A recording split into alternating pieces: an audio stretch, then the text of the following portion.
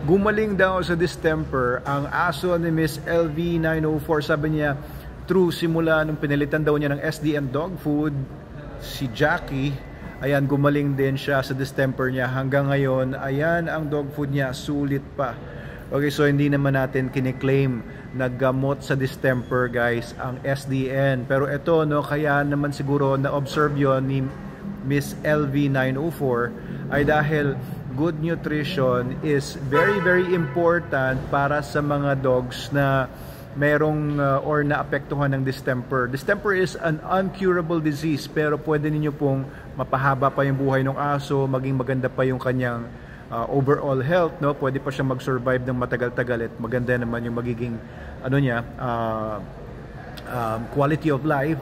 Pero syempre kailangan malakas ang immune system niya.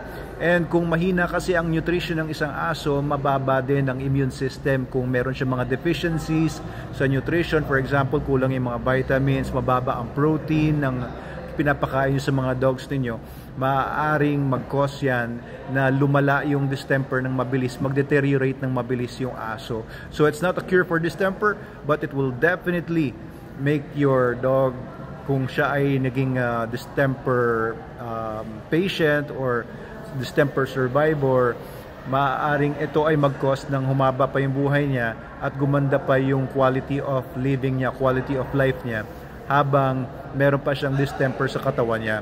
Okay, there are certain distemper clinics ngayon, no, na pwede ninyong puntahan. I think nag-open ang aking classmate, no, aking kaibigan na si Doc Ferds ng distemper clinic niya. Pero dati, nakalimutan ko yung pangalan ng distemper hospitals, no? Merong mga distemper talaga na pwede nyo dalhin yung mga dogs nyo kung may distemper. How do you prevent distemper? Vaccinations lang po talaga. You have to make sure na yung mga dogs ninyo ay updated ang vaccinations nila laban sa distemper annually, and use high titrate or high titer vaccines. Wag yung mga mumurahing vaccines lang na mabibili sa mga poultry supply or mga agri-vet stores over the counter.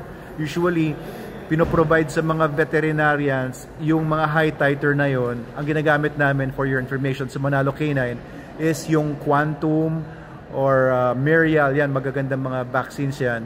Yung ano kasi, meron kasi ako isang ginagamit na 5-in-1 vaccine dati na hindi siya effective. Mababa daw yung titer nun. Anyway, also, ito, no, yung mga dogs po ninyo, iiwas ninyo sa mga lugar na maraming mga dogs na maaaring carriers ng distemper. Distemper is an airborne virus. Ibig sabihin, makukuha yan ng aso mo through air. Lumilipad sila o nagko-float sa hangin yung distemper virus. Kaya kapag kayong mga dogs ninyo ay mapalapit lang or nasa isang environment lang na closed na may kasama siyang mga distemper cases doon, makukuha po yan ng aso ninyo kung walang vaccine or medyo mahina ang immune system ng aso ninyo. So, use SDN. SDN42 is the best, no? Walang mas gaganda pa sa formula ng SDN42. Available po yan sa TikTok shop natin at iba pang mga outlets and distributors nationwide.